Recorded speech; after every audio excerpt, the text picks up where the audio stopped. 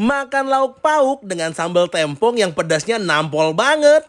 Wanjay. Nah, jadi hari ini gua mampir ke dapur Betik. Di sini tempatnya nyaman dan cozy banget. Tempatnya ada indoor dan outdoornya juga loh. Nah, kalau untuk makanannya di sini menunya rumahan. Dari makanan khas Banyuwangi sampai makanan khas Manado. Semua bahan-bahannya ini fresh dan berkualitas loh. Bahkan sambal tempongnya ini menggunakan buah tomat rampai yang langsung dikirim dari Lampung. Sehingga memberikan rasa sensasi pedas dan segar yang enak banget. Nah, makannya makin nikmat lagi dengan nasi anget seperti ini. Gimana nggak auto kalap coba makannya? Mau pakai ikan, mau pakai ayam dengan sambal tempongnya ini, semuanya jadi nikmat. Dan jangan lupa juga buat kalian cobain masakan Manadonya. Menu-menu Manadonya juga lengkap dan enak-enak banget. Bumbunya benar-benar medok dan enak loh. So, buat kalian yang penasaran dan pencinta pedas, kalian harus cobain sih tempat yang satu ini. Ini bakal jadi tempat makan favorit gua di Jakarta Timur. Dapur Betik, rasanya mantap.